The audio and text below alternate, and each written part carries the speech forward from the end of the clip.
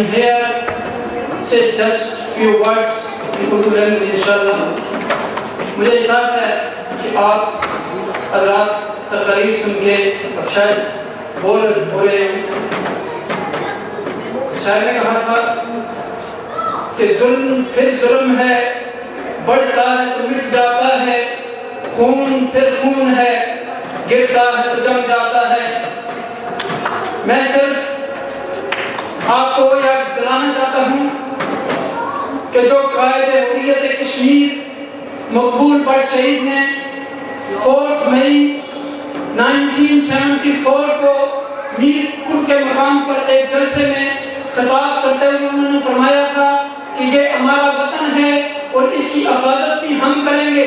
اس کی حفاظت پاکستانی نہیں کریں گے، روسی نہیں کریں گے، بنگلہ دیشی نہیں کریں گے، بلکہ اس کی حفاظت ہم نے کرنی ہے. اور جب ان کے ساتھیوں نے ان کو کہا کہ مقبوضہ کشمیر آپ واپس نہ جائیں، وہاں آپ کو گرفتار کر لیا جائے گا، ہم جاتے ہیں، تو انہوں نے فرمایا تھا کہ پہلے میں جاؤں گا پھر بعد میں آپ آئیں گے. اس موقع پر میں سلام پیش کرتا ہوں اپنے اس عظیم قائد کے عظیم بیٹے کو اور دیگر قائدین کو. اور اس موقع پر میں اپنے دوسرے عظیم قائد افضل گرو کو بھی سلوٹ پیش کرنا چاہتا ہوں. اور آج اس موقع پر میں اپنے قائد سید عبدالحمید دیوانی کو بھی نہیں بھولنا چاہتا. اس مرد مجاہد نے بھی اپنی ساری زندگی کشمیر کے مسئلے پر ہی صرف کی. اور اس موقع پر ہاشم قریشی اور اشرف قریشی کا نام بھی میں لینا نہیں بھولنا چاہتا.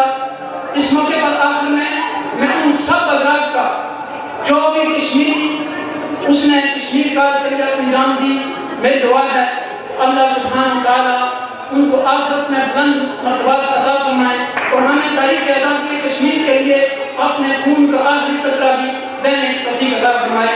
جزاکم اللہ خیر. ہمیں کشمیر کے لیے ہر محاذ پہ جنگ لڑنی ہوگی، کوئی دوسرا ہماری جنگ نہیں لڑے گا. اور آخر میں جو میسج دینا چاہتا ہوں، یہ ایک بہت اچھا اقدام ہے جو یونٹی کا میسج ہمارے ساتھیوں نے دیا ہے. ہمیں ایک پلیٹ فارم پہ متحد ہو کے کشمیر کی آزادی کے لیے جنگ لڑنی ہوگی. جزاکم اللہ خیر. وما علینا الا البلاغ.